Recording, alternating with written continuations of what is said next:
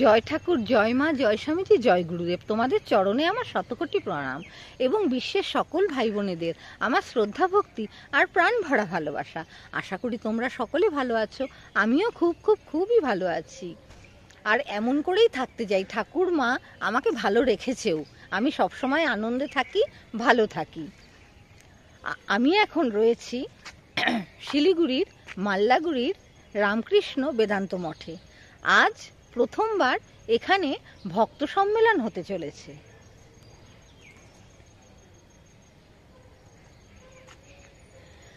চেষ্টা করব যা কিছু হবে সব কিছুই তোমাদের সাথে অল্প অল্প করে তুলে ধরব। আসো, সাথে থাকো।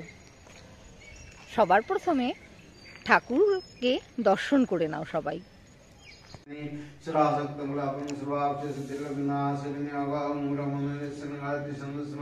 सरस्वती देवता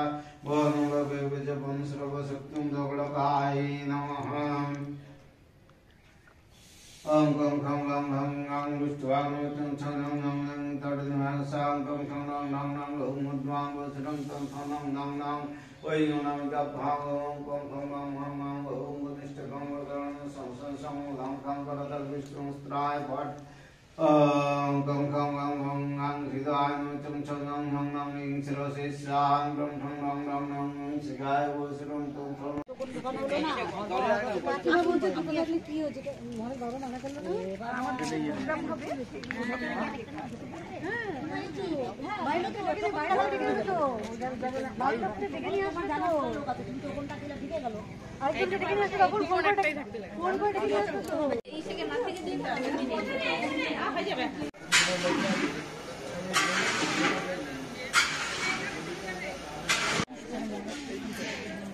আগে মন্দিরে যাবে, ওইদিকে করে তো লাভ নেই, ওইদিকে করলেই ভালো হবে। হ্যাঁ, লাইনটা ঘুরলে ভালো হবে না? মহারাজ তো মন্দিরে যাবে, মন্দির থেকে আবার এখানে ঢুকবে। কি কি কাজ করলা বলো? ঠাকুরের কাজ এখন এভাবে তো বলতে পারবো না। তারপরে হ্যাঁ, এভাবে বলা যাবে না। তুমি তো কালকের থেকে খেটে যাচ্ছ। কালকের থেকে না, পরশুদিন থেকে। আচ্ছা, আর আচারটা কিভাবে বানাও, রেসিপিটা দিবা? না না, এটা আমার গোপন ব্যাপার, এটা তো ফ্লাশ করা যাবে না। এখন গুরু মহারাজ আসছেন, হ্যাঁ সবাই অপেক্ষা। এই যে গুরু মহারাজের গাড়ি চলে আসলো, রাখি এখন, আবার পরে তুমি।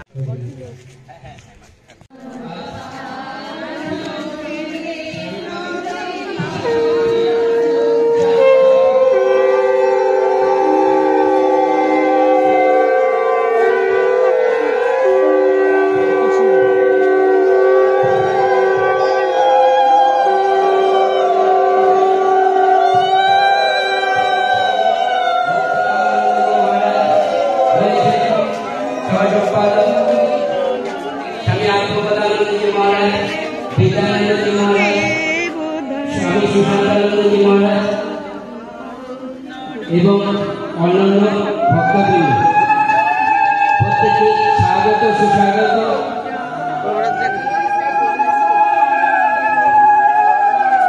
সবাই ধীরে ধীরে ডাল ঘাটে প্রবেশ করো। গরু বন্দনা করতে করতে সবাই ডাল ঘাটে প্রবেশ করো।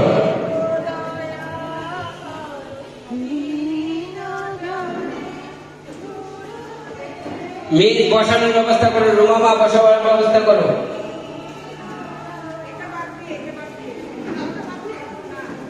প্রথম লাইন বাদ করে তারপর বসবে।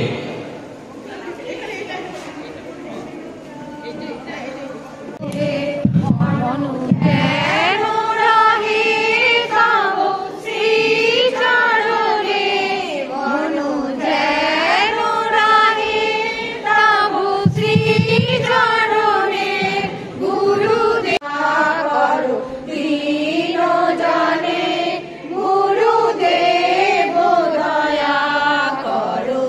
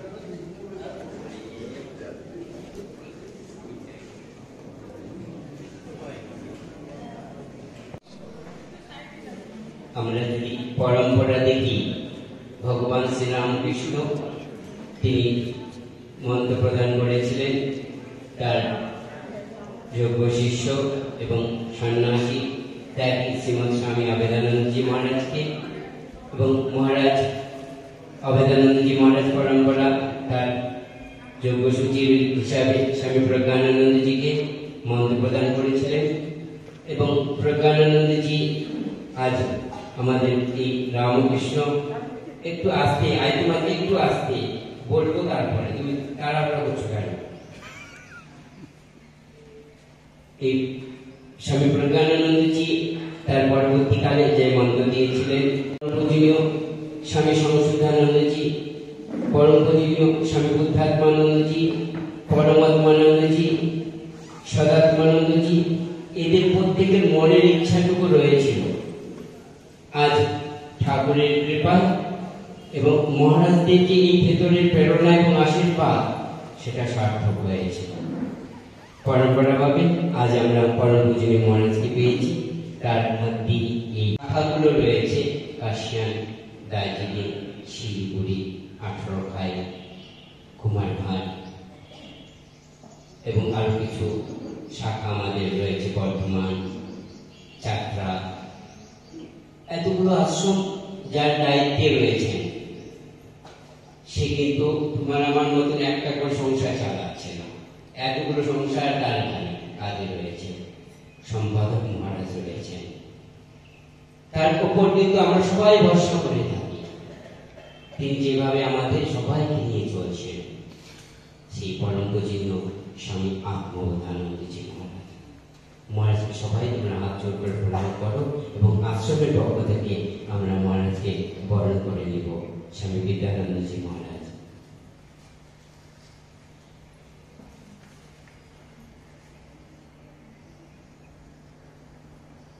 বিদ্যানন্দজি মহারাজকে আসন গ্রহণ করবার জন্য বলছি। প্রতিষ্ঠা হচ্ছে স্বামী অভেদানন্দজি। তার শুরু কোথায় হয়েছিল? দার্জিলিং। রামকৃষ্ণ বেদান্ত আশ্রমের শুরুয়াত কিন্তু দার্জিলিং আশ্রম, 1925 সাল। এখন কত চলছে? 2025। তার মানে কি হলো? কি গো?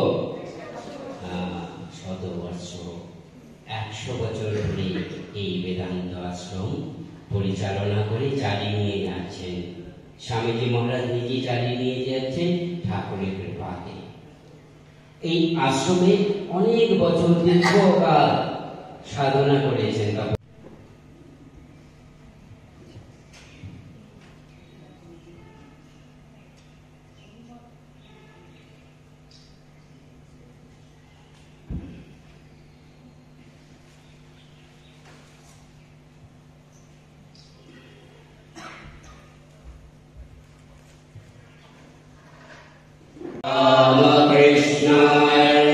রামকৃষ্ণার্পণমস্তু।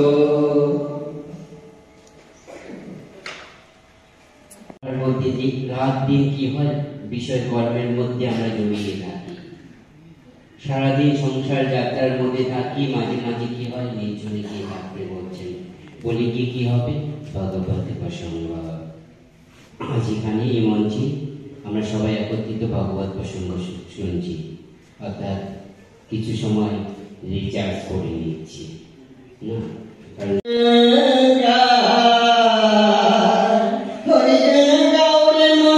কৃষ্ণ গুণ গাও, মুনিরানন্দে সাধু সঙ্গে পদ ধামে যাও। ওরে মন পাগলা রে আনন্দে হরি গুণ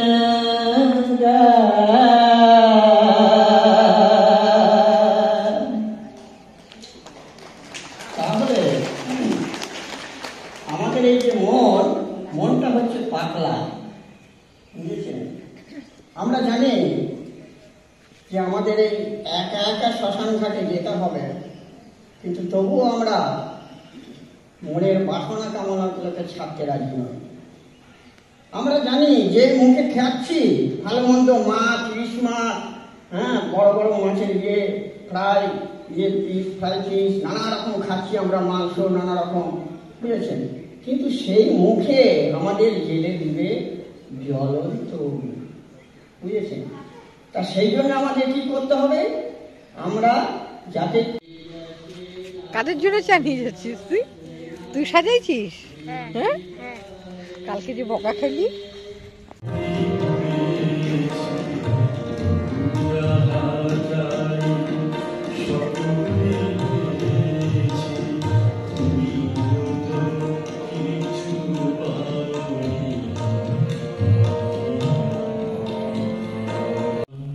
আশীর্বাদ তাদের জন্য প্রার্থনা করি। আমরা মূল সুর যেটাকে ধুম বলে তার বাইরে যাব না।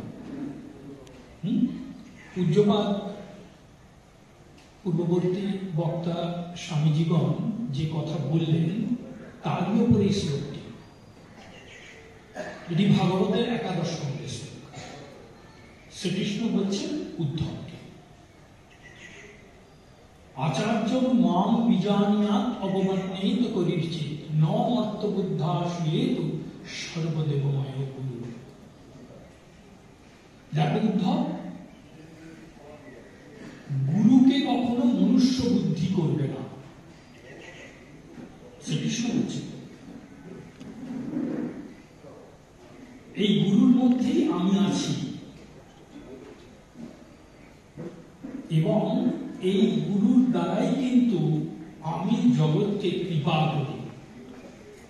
সমস্ত গুরু তিনি যেরকমই হন, সম্মিলিত রূপ হচ্ছে আমি নিজে।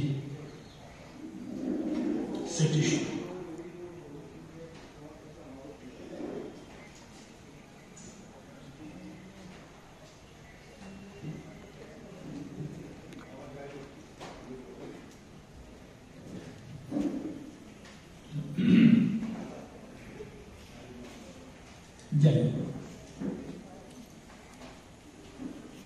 চাষিরা জানে যখন কোদাল চালায় না, তখন মাটির ভেতর থেকে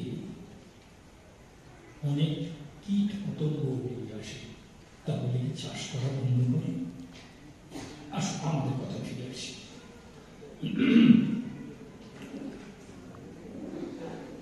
সমস্ত গুরুর মধ্যে তিনি আছেন। এই কথাটা বোঝার জন্য গুরু ভক্তির দরকার হয়। আমরা একটা গল্প দিয়ে আসল আলোচনায় প্রবেশ করবো। গল্প মানে ওই মানে ঠিক উপন্যাস গোছের গল্প নয়। গল্প তো নাতিকে বাঁচাবে, এ তো কোনো উপায় নেই। মানে শ্রীকৃষ্ণ পরীক্ষিতকে রক্ষা করবে, আর পরীক্ষিত শ্রীকৃষ্ণের নাতিকে বলে। বোনের নাতি মানে নিজের নাতি হল না, সুভদ্রার নাতি, নিজের তো নাতি, তো তাকে নিশ্চয়ই বাঁচাবে। কিন্তু এইবার দেখতে হবে কি করে বাঁচাবে।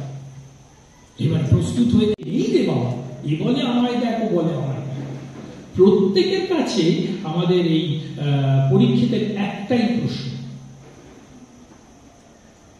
হে ব্রাহ্মণ মানে ব্রহ্মপুরুষ, হে ব্রাহ্মণ মৃত্যুর হাত থেকে বাঁচার উপায় কি? আমি ভয় করব না, ভয় করব। এটাই তো মৃত্যুর অর্থ হচ্ছে ভয়। কি যেন একটা হিন্দিতে ডায়লগ ছিল জানেন তো, সেটা এখানে বলার দরকার নেই, ঠিক আছে? এবার সকলেই তো মৃত্যুর হাত থেকে বাঁচার এক এক রকম করে ব্যাখ্যা দিচ্ছেন। বেদান্ত, বেদ, অমুক শাস্ত্র, তমুক শাস্ত্র, সরদর্শন, বাপ রে বাপ, না মনে লাগছে না। ঠিক সেই সময় দূর থেকে হরিনাম শুনতে পেলেন সবাই। মানে এমনই সেই হরিনামের তরঙ্গ মাঝে কোনো একজন, একটা ছোট ঘটনা বলে, সত্যি ঘটনা, কোনো একজন বিখ্যাত মানুষ, নাম বললে এক্ষুনি চেনেন না এমন লোক এখানে নেই, চেনেন না এমন লোক নেই। সেই যৌবনে না একটু গন্ডগোল হয়ে গেছিল, বুঝতে পেরেছেন? হ্যাঁ, সে পালিয়ে বেড়াচ্ছিল পুলিশের ভয়ে। হ্যাঁ, এবারে আমি একজনের কাছ থেকে প্রত্যক্ষ শুনেছি, তার পাশাপাশি থাকতো, সে না রাত্রি 2টোর সময় মাঝে মাঝে ওই বাড়িতে, নিজের বাড়িতে আসতো। তার মা নিজের খাবারটা তার ভাইরা বলে দিয়েছিল, এখানে যদি ঢোকে আমি একবারে কেলেঙ্কারি করবো। খাবারটা না রেখে দিত, ওই কটা রুটি জানলার খড় করে দিয়ে তাকে দিত। এবার আমার কথাটা শুনুন, আমি 17 আপনার কি ভাবনা? মা আছেন সঙ্গে, আমি ডুগডুগি বাজিয়ে বেড়াবো, আমার মা আছে সঙ্গে। কিন্তু বাবু, ডুগডুগি বাজালে তো হবে না, এটা যে স্মরণে রাখতে হবে, এবং স্মরণে রাখতে গেলে কিছু প্র্যাকটিস দরকার। আচ্ছা, সামনে ওয়ার্ল্ড কাপ আছে না, কতগুলো দেশে কত বড় বড় প্লেয়াররা সব খেলবে বলুন তো। আচ্ছা, তারা তো একদিন খেলা শিখেছে, কি বলুন? হ্যাঁ, তারা তো দৌড়তে শিখেছে, তারপরে তো ফুটবল খেলেছে। তা আমাদের দৌড়তে শিখতে হবে, স্মরণ মনন আর সেবা। এই স্মরণ মনন প্রতি মুহূর্তে আমাদেরকে মায়ের চরণে আশ্রয় পাবার উপায় করে দেবে। সেই বিশ্বাস, মা তুমি আছো। সুতরাং এই সম্মেলনের উদ্দেশ্য এই ভাবকে গ্রহণ করা।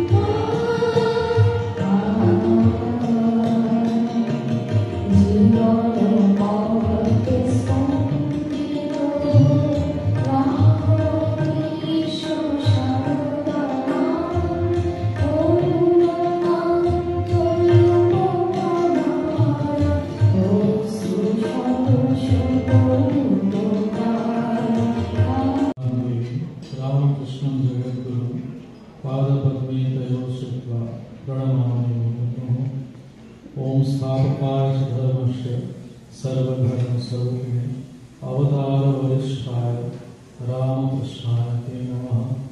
नमस्ते यतिराजाय विवेकानंद सूर्य सच्चित् स्वरूपाय स्वामिने आवाहये। ओम शास्त्रकाय प्रशांताय वेदांत प्रतिपादिने नमस्तु अभितपादाय ज्ञान विज्ञान वेत्तये। আজকে এই ভক্ত সম্মেলনে আমরা শ্রী শ্রী ঠাকুর মা স্বামীজি এবং স্বামী অভেদানন্দজি মহারাজের এবং সমস্ত পার্শ্বদের কৃপায় সমাগত হতে পেরেছি। আমাদের সাথে কলকাতা থেকে মহারাজ এসছেন। প্রথমে আমার প্রণাম জানাচ্ছি রামকৃষ্ণ জয়ন্ত মঠ ও আশ্রমের অধ্যক্ষ স্বামী মুক্তিকামানন্দজি মহারাজের শ্রীচরণে আমার প্রণাম। রামকৃষ্ণ বেদান্ত মঠ আশ্রমের সাধারণ সম্পাদক মহারাজ স্বামী আত্মবোধানন্দজি মহারাজ, মঞ্চে উপস্থিত অন্যান্য সন্ন্যাসী এবং রামকৃষ্ণ বেদান্ত মঠ আশ্রমের আমাদের যে শাখাগুলি আছে সেখানে উপস্থিত সমস্ত সন্ন্যাসী বৃন্দকে আমার প্রণাম। ব্রহ্মচারী ভাইদের আমার স্নেহ এবং ভালোবাসা, এবং আমার সামনে উপস্থিত রামকৃষ্ণ ভক্তবৃন্দকে যথাযথ শ্রদ্ধা এবং প্রণাম। মহারাজ পাঠ করতে বলেছেন শ্রী রামকৃষ্ণ ভক্ত আর ভগবান। লেখক স্বয়ং মহারাজ নিজে স্বামী আত্মবোধানন্দ।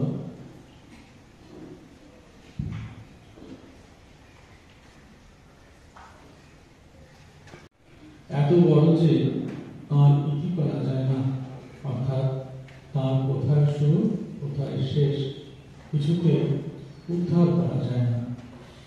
কথামৃত পড়ার সময় মনে হয় ঠাকুর যা বলছেন সব তো সহজ ব্যাপার। আধ্যাত্মিক জগতের কথা তো বেশ বুঝতে পারছি, কিন্তু একটু গভীরভাবে চিন্তা করলে বোঝা যায় যত সহজ ভাবি তত সহজ নয়। সমাজসেবক অশ্বিনী কুমার দত্ত মহাশয় বলেছিলেন, সামনে কথা বললে মনে হতো এক ক্লাসের বন্ধু, পরে ভাবলে মনে হয় ওরে বাপরে কার কাছে গিয়েছিলাম। একবার স্বামী বিবেকানন্দকে গিরিশচন্দ্র অনুরোধ করে বললেন, ভাই তুমি ঠাকুরের একটা জীবন লেখো। স্বামীজি হাত জোর করে গিরিশচন্দ্রকে বলেছিলেন, জিসি তুমি আর যে কোনো আদেশ করো আমি করব, কিন্তু এ আদেশ করো না, ও আমি পারব না। শেষকালে কি শিবগড়ি দেওয়া হয়, কালিকার কাছে শ্রেষ্ঠ শাখা যদি হয় কলম, আর পৃথিবী যদি হয় কাগজ, এবং সেই কাগজে যদি স্বয়ং বাগদেবী সরস্বতী অনন্তকাল ধরে লিখে চলেন, তবুও হে ঈশ্বর তোমার গুণ বর্ণনা করা শেষ করা যাবে না। মধুরবাবু একবার বলেছিলেন, ঈশ্বর কি আর যা খুশি তাই করতে পারেন? তাকেও তার আইন মেনে চলতে হয়। ঠাকুর বলছেন, যার আইন তিনি সেই আইন ভাঙতে পারেন। মধুরবাবু বলছেন, তা হতে পারে না। লাল ফুলের গাছে কখনো সাদা ফুল ফুটতে পারে? তারপর দিন দেখা গেল একটা লাল জবা ফুলের গাছে একটা সাদা ফুল ফুটেছে। এই কুদরত রঙ্গ বেরঙ্গী ভগবানের লীলা। এই লীলাময় ভগবানই অবতীর্ণ হয়েছিলেন শ্রী রামকৃষ্ণ অবতারে। কাশীপুরে বাগান বাড়িতে তখন বেলা 7-8টা হবে। নরেন্দ্র, রাখাল, কালী, মাস্টার প্রভৃতির সঙ্গে আস্তে আস্তে কখনো বা ইশারা করে কথা বলছেন। ঠাকুরের পূর্বরাত্রির দেহের অবস্থা স্মরণ করে ভক্তেরা বিষাদ গম্ভীর হয়ে চুপ করে বসে আছেন।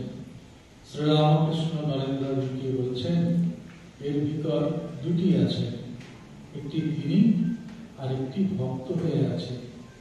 তার হাত ভেঙেছিল, তারই অসুখ করেছে, বুঝেছ? ভক্তেরা অপেক্ষা করছেন আবার কি বলেন শ্রী রামকৃষ্ণ।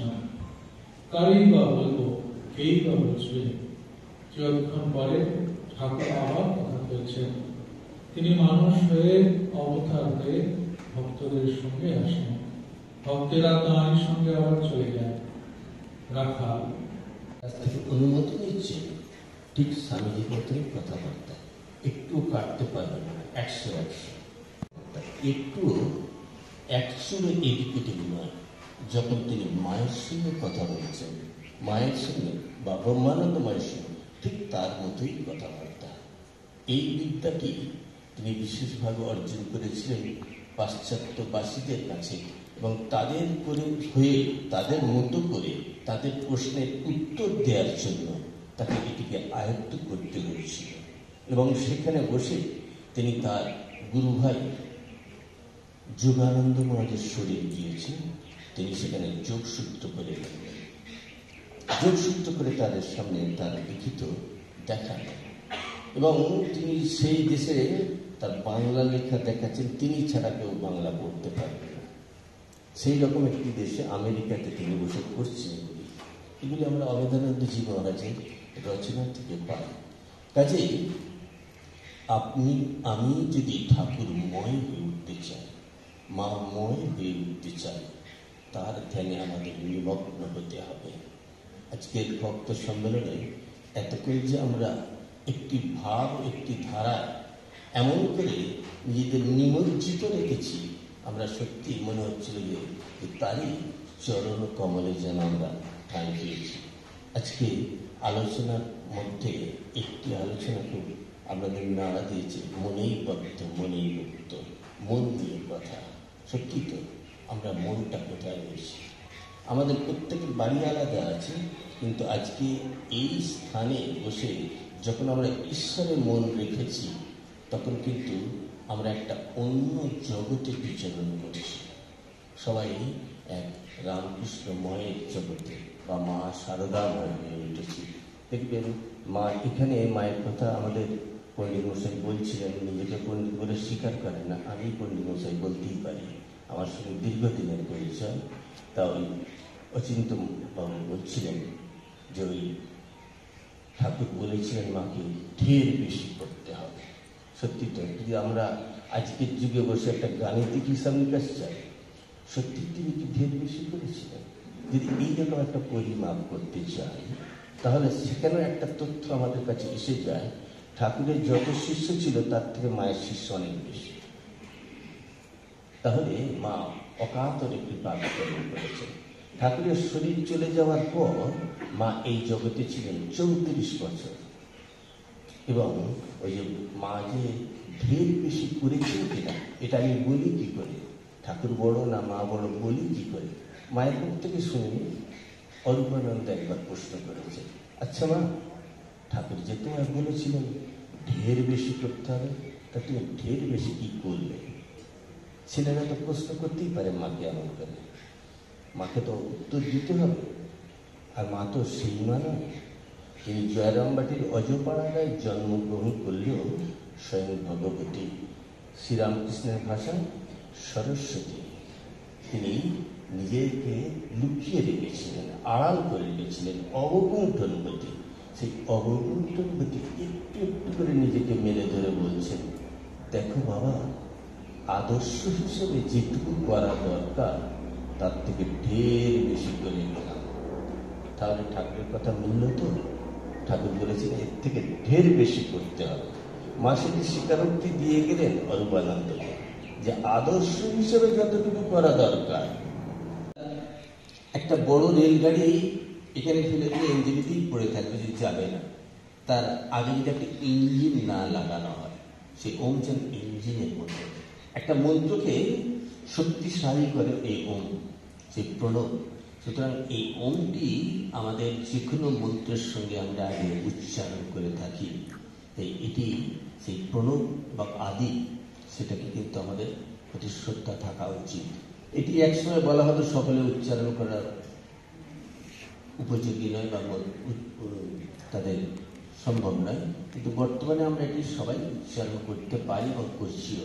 রামকৃষ্ণ অবতারে এটি যেভাবে প্রচারিত প্রসারিত, তাতে ওঙ্কার আমরা সবাই করতে পারি, যে ওঙ্কারের সব কিছুই হয়ে যায়, তার মধ্যেই আছে, প্রণবের মধ্যেই আছে।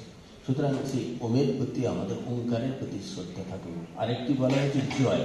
আমরা জয়টি দিয়ে রাখি সমস্ত গুরুদের নাম করে বা ভগবান শ্রীরামকৃষ্ণের নাম করে একটি জয় দিই। এই জয় দেওয়া একটা মঙ্গল কামনা। আমরা দেখি রাজনৈতিক মিছিল যখন হয়, দেখবেন একটা ইনকলাব জিন্দাবাদ ইত্যাদি ইত্যাদি বলা হয়ে থাকে, তবুও হচ্ছে আমরা একটা জিতেছি, একটা উল্লাস। যেমন জয়ধ্বনির কথা বলা হয়েছিল, সম্মেলনের কথা বলা হয়েছিল, ওই বিজয়ধ্বনির কথা বলা হয়েছিল। যখন এরা দেবতারা বিজয় সম্মেলন করেছিলেন, তারাও কিন্তু একটি জয় দিয়েছিলেন, জয় মায়ের জয়, সেই মা দুর্গার জয় দিয়েছিলেন। তো এইরকম ভাবে আমরা কিন্তু জয় দিই, এখানে ভগবান শ্রীরামকৃষ্ণ আশ্রিত বলে তাই ভগবান শ্রীরামকৃষ্ণের জয় দিই। এবং ঠাকুরমা, স্বামীজি, অবেদানন্দজি এরাও তাদের মধ্যেই আছে, সেই জন্য আমরা একটা জয় দিই। এই জয়টা একটা মঙ্গলজনক, যা আমাদের সকলের মধ্যে দিয়ে এই শব্দটি উচ্চারিত হয়, মানে যেন সবকিছুই যেন মঙ্গলজনক হোক, যা কিছু মঙ্গলজনক তাই আমাদের কাছে উপকৃত হোক। যদ্ভদ্রং তন্ন আশুভ, এই জন্যই বলা হয়েছে। সুতরাং জয়ের এইরকমই একটা অর্থ আমরা মোটামুটি বলতে পারি। হয়তো পণ্ডিত মশাই আরো হয়তো বিশদ ব্যাখ্যা করতে পারবেন। আজকে এটুকুই থাক। শিব রাম কৃষ্ণ শিব শিব মহাশিব শিব রাম কৃষ্ণ ব্রহ্মা বিষ্ণু সর্বদেব রাম কৃষ্ণ শিব শিব মহাশিব শিব রাম কৃষ্ণ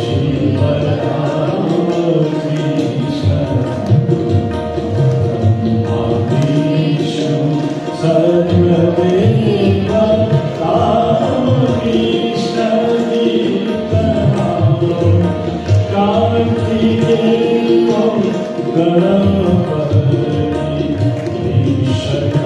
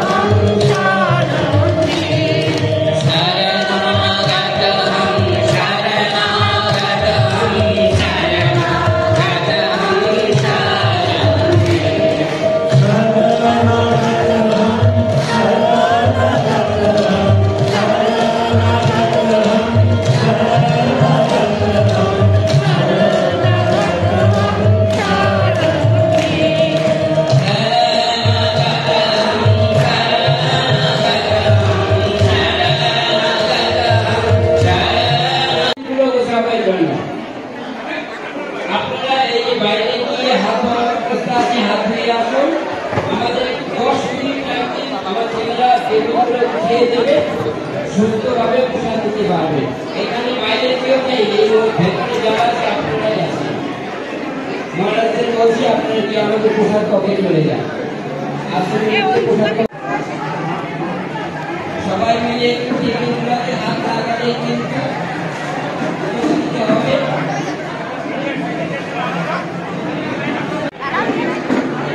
ওদেরকে এই লাইনের পরে মানে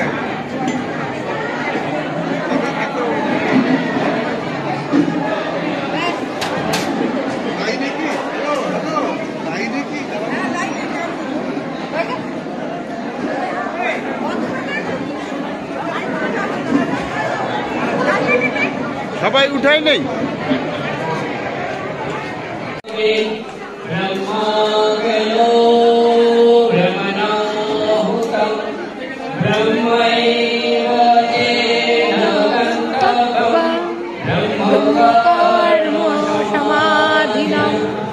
হরি ওম তৎসৎ। একটু তোমরা সহযোগিতা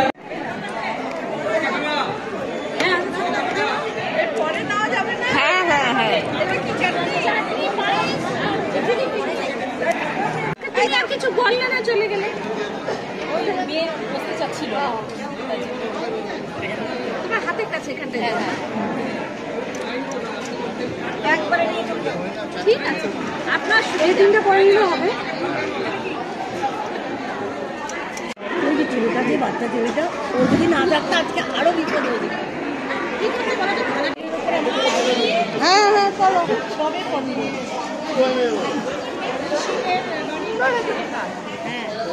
আমার ব্যাগ কোথায়? ব্যাগ দীপালি দিয়ে নিচ্ছে।